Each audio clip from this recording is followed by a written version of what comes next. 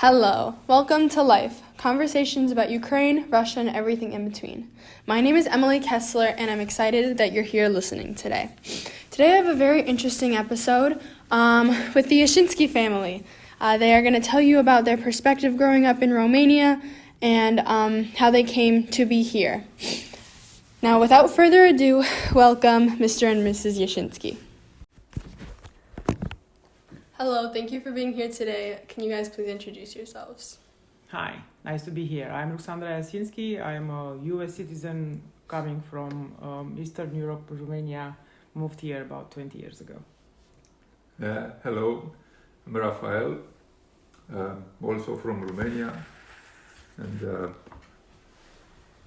I am in the United States for 30 years. Okay, so where are you guys from? So both of us are from the same country in the Eastern Bloc, Romania, which borders Poland and Ukraine, and a lot of other countries.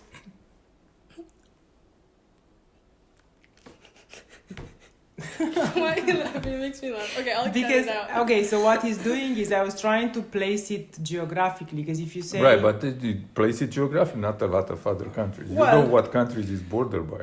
Well, but if we're talking today's borders, were we talking about... Whatever you choose, the wall is right. Okay, so... When you left or when today? Okay, you say it then. It's going to be hard to edit if we do this. So I left Romania in 85. Romania's border in 85 was with Soviet Union at east and north, with Hungary at west, and Yugoslavia at southwest, and Bulgaria at south. Now the borders are a little bit different. At east, it's Republic of Moldova, which is a Romanian-speaking country. They are Romanians over there, and with Russia, northeast, with Ukraine, northeast, and with Hungary at west, and Serbia, and Bulgaria at south. Okay. When and why did you both move to the U.S.? I reached United States in 2002, but I initially moved to Canada, and I left Romania before Romania was part of European Union. My plan was to continue my graduate studies in Canada, and then obtaining the Canadian citizenship, and then returning at some point to work in the Western Europe, in one of the French-speaking countries. Well, for me, my goal was more straightforward. After finished college in Romania, I didn't see too many opportunities. I was interested in finding more about the world, and during that time in Romania was a closed society, couldn't travel freely, you couldn't read certain literature, you couldn't be exposed to different currents of art. So I've always wanted to get out and experience the world outside.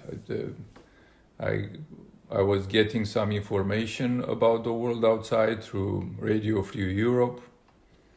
It was a radio station sponsored by the United States government. I was listening to some West German sponsored radio stations. And obviously we were getting music from Western Europe and United States, but that's basically the most exposure to the Western world I experienced during in Romania. So I grew up with this desire to some point to leave the country. And obviously this desire also was developed by my family. My father wanted to emigrate for the longest time, even before he had me. So there was a generational, actually. My father emigrated from Ukraine during the World War II. So we're a family of immigrants. I don't know where we're going to stop. So I think the difference between us is that you left Romania more for political reasons. Right. Where I left Romania more for economic reasons. Right. And it's just certainly political reasons, but not political reasons that I experienced. I cannot say that I suffered personally because of the communist regime. I've seen suffering in my family, and I've seen suffering through the eyes of my family, the relatives, older relatives that were involved in politics, that went to prison and concentration or labor camps. So I've seen that suffering and the lack of freedom and frustration in their eyes. But my, let's say, difficulties resume to food shortages and heat, and in the winters were sometimes towards the end in 84, 85 was really cold. We didn't have heat in the winter. But the real good thing is that I got a good education over there. And that education supported me to make a living in the United States. That's the truth. Mrs. Iasinschi, do you have any memories under the communist controlled or memories of people in your life? I think it's good to introduce the fact that between my husband and I there is a 15-year gap. So throughout the discussion it's going to probably become obvious that our reasons and our perspectives, while similar, at some points differ profoundly. When he was talking about not famine per the definition of the text, but it was a food shortage, rations, and during the 80s, mid-80s, I experienced that as a teenager, and I do not remember a period of time when food actually was freely available. I always remember lines and queues and not being able to eat as much as you wanted. We're talking even milk. We're not talking about, like special foods or desserts or anything like that. My parents were a bit younger than my husband's parents, so my parents' perspective is less. They cannot connect to the life before, after the war, and before the Second World War, we're talking. So my family, even though my direct family was affected, in the sense that we didn't lose properties, but my mother, for example, couldn't go to college because you had to have a certain, they would call it the origins of your family, but you had to be not belonging to any privileged class before the war in order for your children to be able to attend university. So if you had any position, even if you, let's say you weren't aristocracy or anything, but if you were in a privileged position, then your children would not be accepted to the university. I would not say privileged, maybe middle class. Right, but there wasn't really a middle class. We're talking about, today's equivalent of a middle class.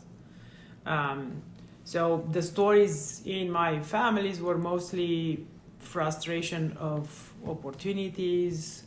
Both my my father had university degrees. My mother didn't. She went to technical school. So that's what there are not, like I said, there weren't stories of big loss financially, but there were intellectual loss for sure and frustration. And like Raf said, it's the same. You couldn't have access to information, couldn't have access to books. You didn't have literature, not necessarily fiction, but just even technical literature. You did not have access. You could not keep up with the technological progress. That's what comes to mind. Mm-hmm. Mr. Iasinschi, I know you were in the military under the communists. Would you be able to talk a little bit about that? Sure. Well, my experience in military was during the service was not, how do you say, very pleasant, if you will, but it was a good life experience.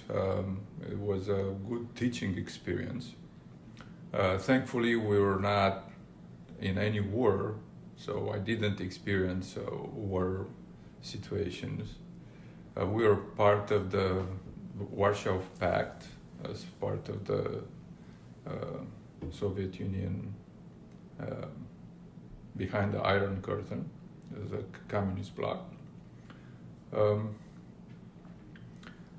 It was, let's say, German philosophy kind of training for military, in which basically the training for the military was made to be, probably they use this from what I've seen in Marine Corps in the United States,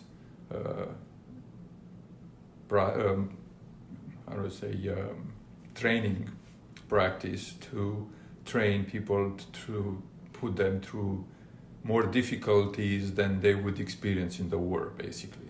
Basic training? Well, basic training and the continuous training, because I want more than basic training. So your training is that rough that you would welcome a war condition. Even though a war condition comes with the possibility of death, but even if you die in the war condition, some would be better than living condition would be better than the training. So that was probably the philosophy, and it was difficult, but yeah, because living through it, I guess, like they were saying here, whatever doesn't kill you makes you stronger. That experience made me stronger, and I think looking back and having a boy as a son, I wish he could go in the military and have that kind of experience, but I don't like the fact that you have to go to war.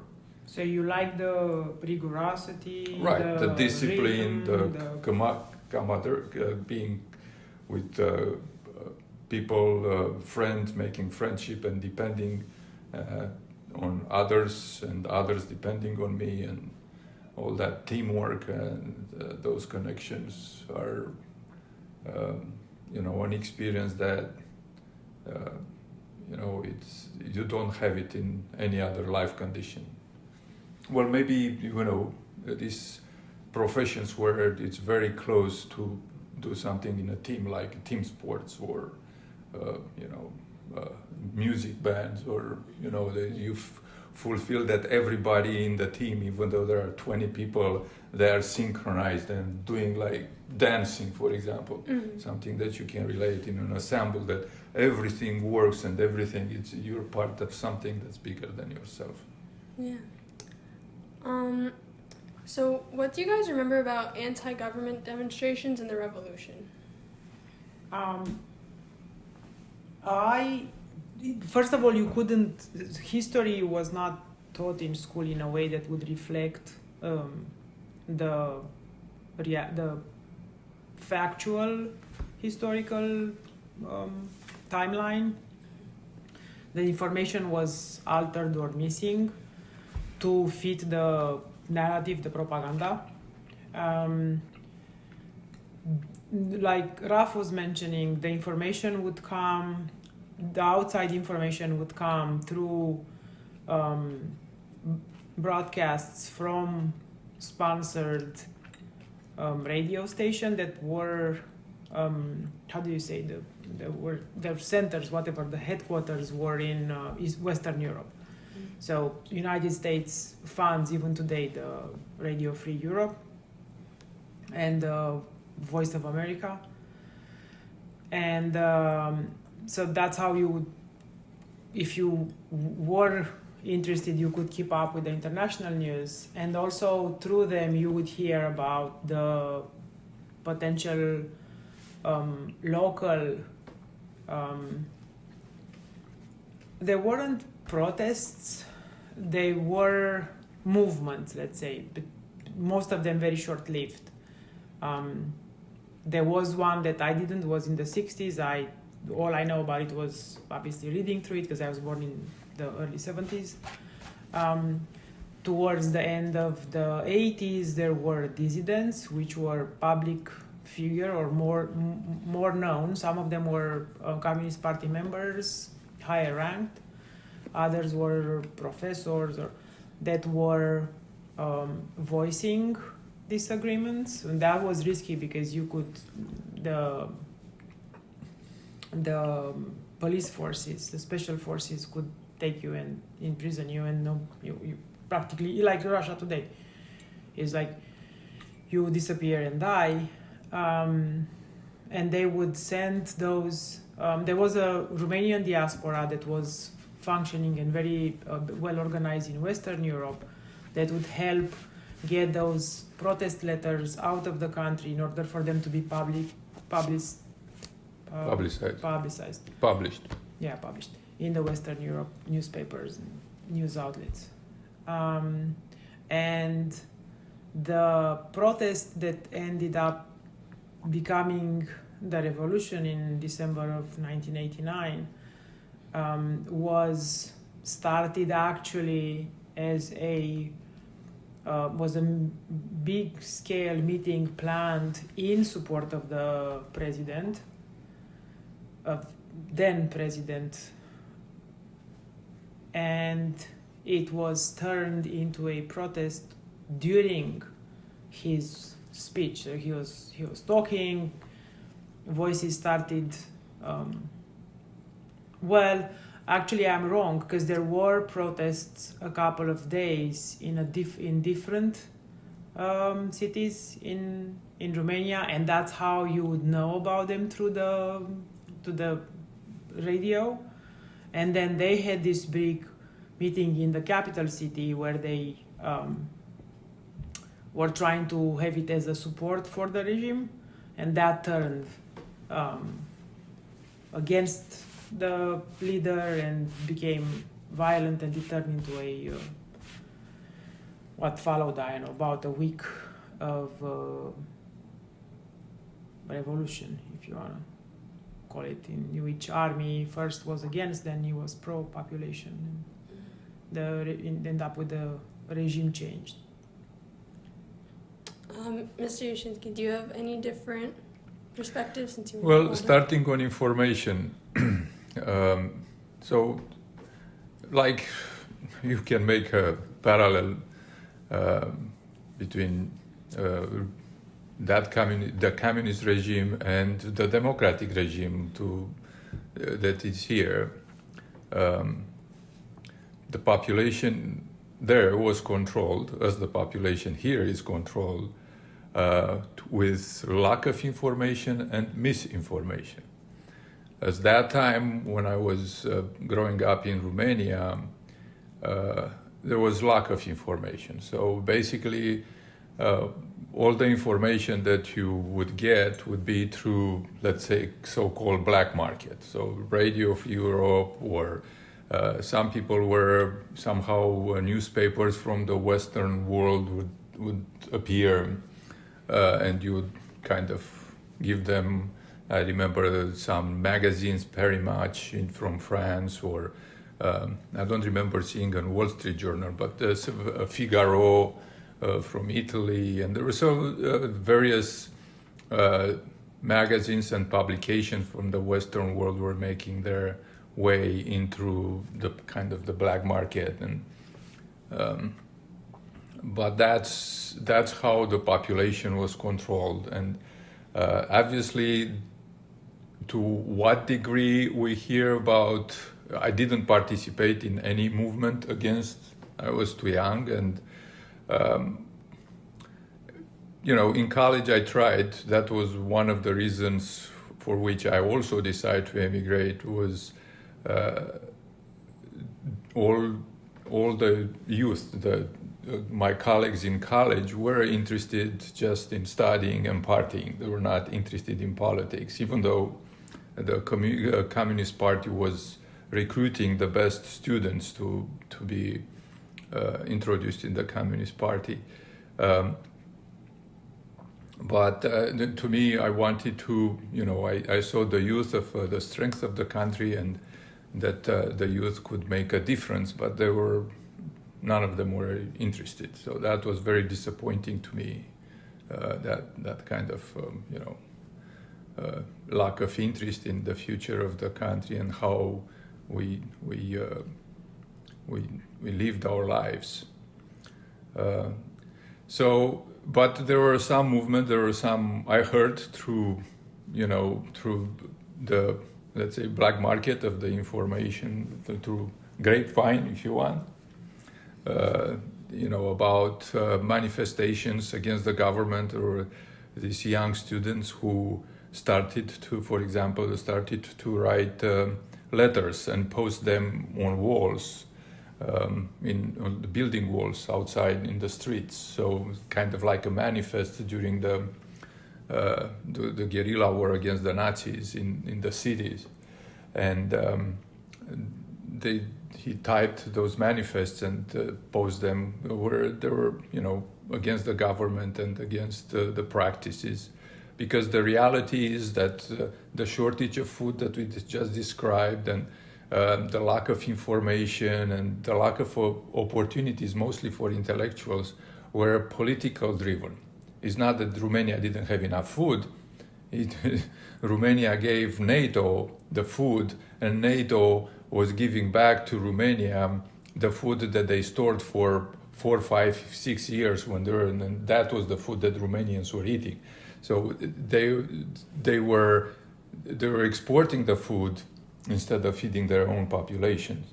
And go a little bit further, this is how Stalin controlled Ukraine, if you remember, after the war, by forced starving Ukrainians and blaming them for that situation. So when people are starving, when people are preoccupied for their food in their daily activities, they do not have time to kind of think and rationalize the life they would like to have, because it's a matter of survival. So at that time, to go back to the story with the student, when those manifests starting, certainly I think they caught him, and to avoid future occurrences of that nature, then everybody had to register their typing machines. So if you had, because on the typing machine you could recognize, each typing machine had kind of like a fingerprint you could recognize.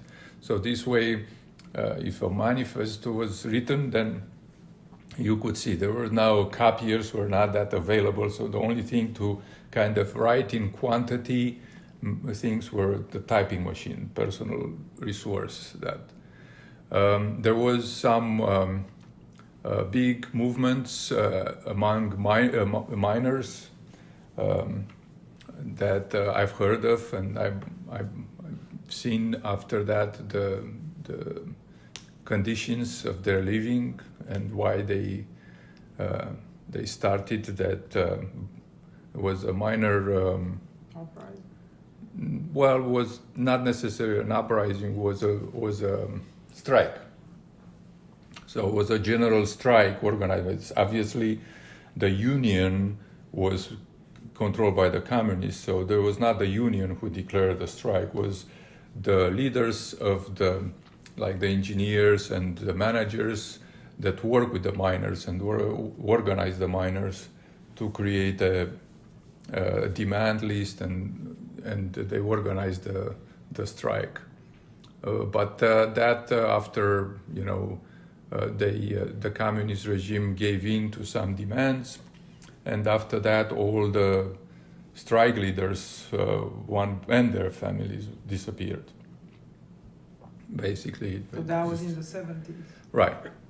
So, 70s or, yeah, I don't remember exactly the time, but that's the time frame, 70s and 80s.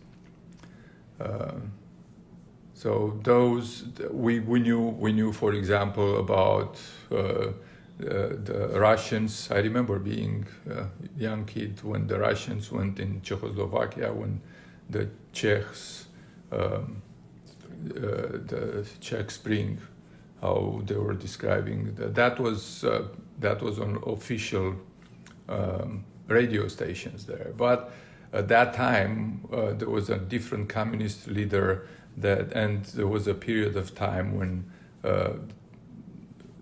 the information flowed freer.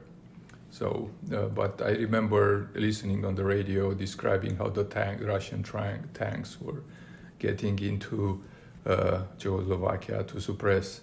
And I remember at that time that we were hoping that the revolution or the movement from Czech will spread and will get out of Russian control.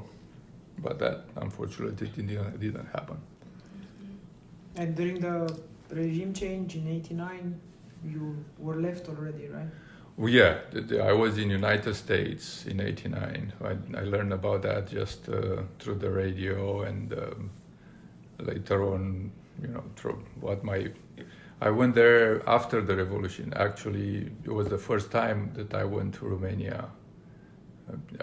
Even though I legally left Romania, I always had an apprehension for returning to Romania under the communist regime. That's the reason I don't want to go, for example, to Russia.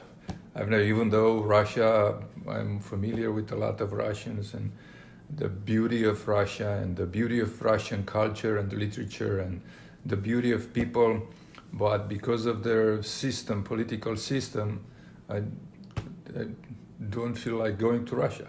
You mean it's not safe? You don't feel safe? Right. I don't feel safe. I don't feel comfortable. Just the idea of going there. It's I don't have a desire.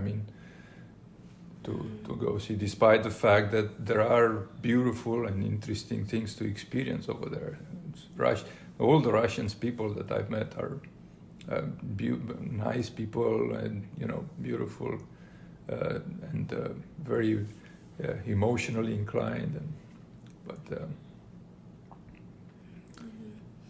Yeah, so knowing your guys' history and where you're from, how do you feel about the current Russia-Ukraine war? You go first. Well, okay. It is because I realize it's not fair, because he has time while I speak. He has time to organize his ideas, and I can do that. Learn on the job. It is true that to some degree, I agree with the statement that the war in Ukraine is to some degree the fault of the Western world, but not for the same reasons Putin is describing it. The fault is that the Ukraine war today is because of indecision of the European European countries. They always gave in to Russians. Certainly, Russia had a strong presence in all European countries, and you can see, this is not the first they influenced. Probably is the first they influenced the politics in United States because the information technology and so on and so forth. But they have been doing that in Europe for many, many years. It's not like it's something new. It is new for the person on the street, but it's not new. They've been there and they spend money. You mean meddling into the local politics? Right. Okay. Like Italy, France. I mean, they all had communist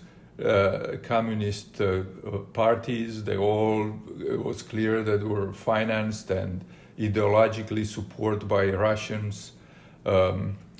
England had that. So all the countries, Germany, all the countries in Europe had been influenced and had been. But the fact that Europeans never basically put their foot down and say, hey, this is not working. They always gave in. They always, let's negotiate. And obviously the history shows that this is not an approach that would work with giving in to totalitarianism. And the other thing is, this is not Putin's war. In my view, it's the way political system is organized in Russia that's faulty. The political system that it is there makes Putin possible. We've seen here in the United States that when we try to trample over the system, even though the system showed that there were some weaknesses, the system held up. Now it's our opportunity to strengthen the system, so it will go through the next storm. And it's not that there aren't going to be storms, there are going to be storms, but going back to Russia, they need to reform their system. Is not just having a leader once in a generation that sees the best of the country or the best of the population, because the following leader might have a different point of view, and this political system is not gauged towards democracy, gauged towards people speaking their minds, and that's so. Obviously, hopefully this time we will support Ukraine with all our, basically some of us went to war there to fight for them, some of with weapons, with food, with bringing them home and giving them a way to reconstruct those destroyed lives. And after that, there is a lot of destructions. And the Russians, with their economy, are not going to be able to rebuild Ukraine. That's serious. So we will have to continue to rebuild that and help them rebuild this. But,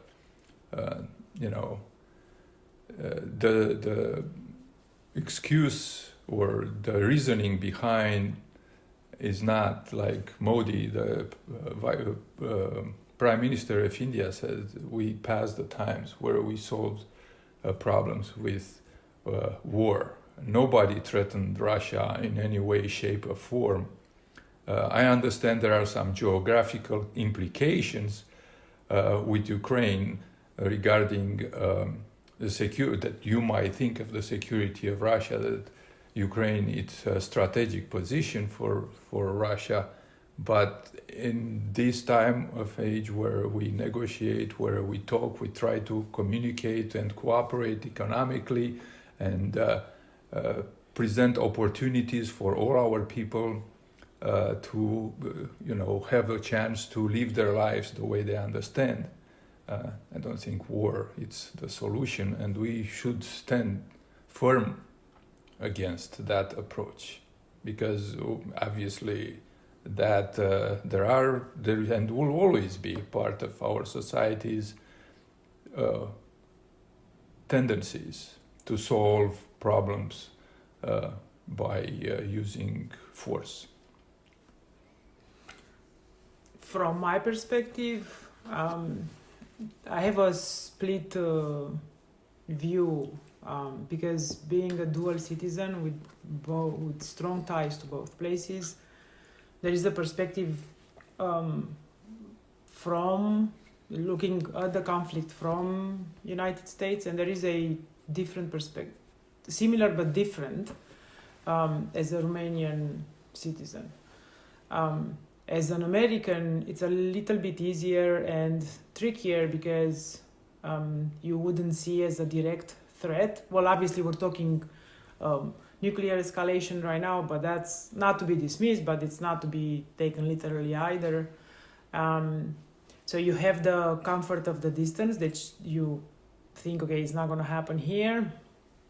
Also, being a world producer of natural gas, you think, okay, we don't depend on Russia, so that's not going to influence my comfort level. And then there is the perspective as, does United States want to be a global leader, the major force for progress that it was since the Second World War? And so we'll see where that goes in the United States. As a Romanian citizen, things get more practical. You do understand the history. You do understand the tendencies of the Russia to try to go back to the previous golden era in their history, which is the Russian Empire. You do understand sphere of influence, and you cannot stop to admire the Ukrainian support for the war. The level of the patriotism that we are used to we take it very lightly. We tend to imagine that we probably would be capable of same sacrifices in the similar conditions, but then you have to look at them and kind of accept the possibility that it's not that simple. It looks easier than it is. Romanians also were they had a lot of refugees that crossed into Poland. Romania were the main stops for the refugees. So I get lucky and I spend time every year in Romania. So I do have a physical connection to the place and the people. And I know that a lot of Romanians organize themselves and to support, to host refugees, to create schools for them and make room in the public system. They put pressure on it. So, and because of the influence and because I grew up under the sphere of influence of the Soviet Union, most of the population that grew up in those conditions has a resentment towards Russia. Because they, first of all, even though we grew up with the propaganda, most of us kind of figured out something's wrong, so we didn't bought into it. And then because we weren't allowed a minimal level of comfort and freedom of traveling and reading and concerts and music and all that, you do understand that anytime you would get, again, under Russian control, those things are not possible, but very plausible to happen again. So I don't think there is any much sympathy for Russia. It's hard to find it anywhere in the world at this moment. Mm-hmm. Okay, thank you for sharing your experiences and your stories with us today. My pleasure. I hope it helps. Yes, thank you. Thank you again, Mr. and Mrs. Iasinschi, and thank you for everyone who listened today. Next week, come back and join us to listen to another guest, Dr. Bonnie McLean, as we have a conversation about Western pop culture perspective of Russia. It'll be a very interesting episode, so I hope you tune in. Thank you for listening. Slava Ukraini!